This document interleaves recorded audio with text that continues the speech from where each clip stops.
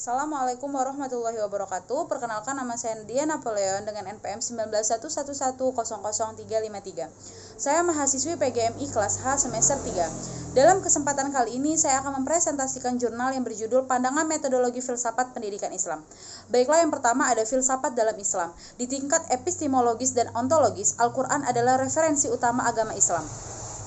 Di dalam Al-Quran terdapat dua jenis wacana. Yang pertama, isu-isu agama yang dijelaskan secara terperinci dan alami.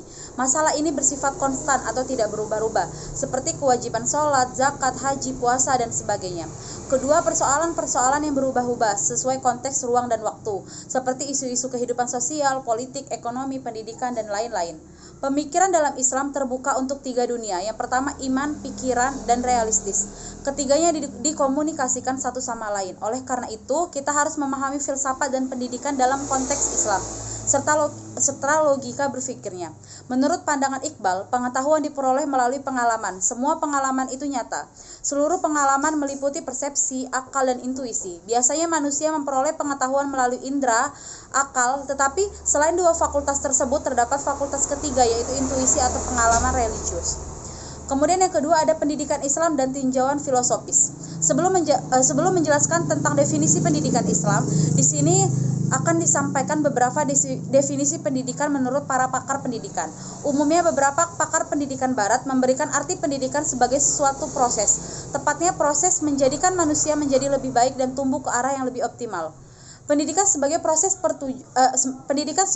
bertujuan untuk mengoptimalkan seluruh kemampuan dan bakat yang dimiliki oleh manusia.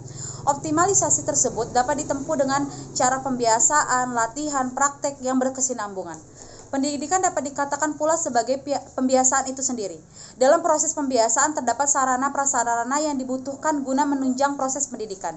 Tujuan dari serangkaian proses dan alat bantunya tersebut adalah untuk mencetak insan manusia yang sempurna. Kemudian yang ketiga ada metode pendidikan Islam dan dalam tinjauan filosofis. Filsafat pendidikan Islam tentu sangat diperlukan sebagai aplikasi filsafat dalam pendidikan. Hal ini mengingat bahwa tujuan dari pendirian lembaga pendidikan senantiasa berhubungan dengan individu dan masyarakat yang menyelenggarakan dan mengonsumsi pendidikan. Oleh karena itu, pengelola pendidikan harus memahami filsafat pendidikan sebagai basis penyelenggaraan dan pelaksanaan pendidikan, termasuk di dalamnya metode dalam pendidikan. Metode merupakan langkah atau cara menyelenggarakan pendidikan. Karenanya, metode merupakan salah satu hal krusial yang perlu dirumuskan. Peran metode sangat berfungsi dalam menyampaikan materi pendidikan.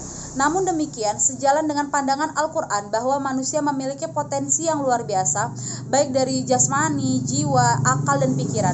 Sehingga, dalam menyampaikan materi pendidikan yang biasa mencakup ketiga aspek, baik kognitif, psikomotorik, maupun afektif.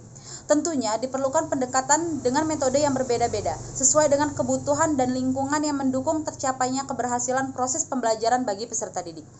Dari pemaparan yang saya sampaikan tadi, dapat kita tarik kesimpulan bahwa filsafat Islam adalah cerminan berpikir kritis di bawah naungan etika, religius, kebebasan.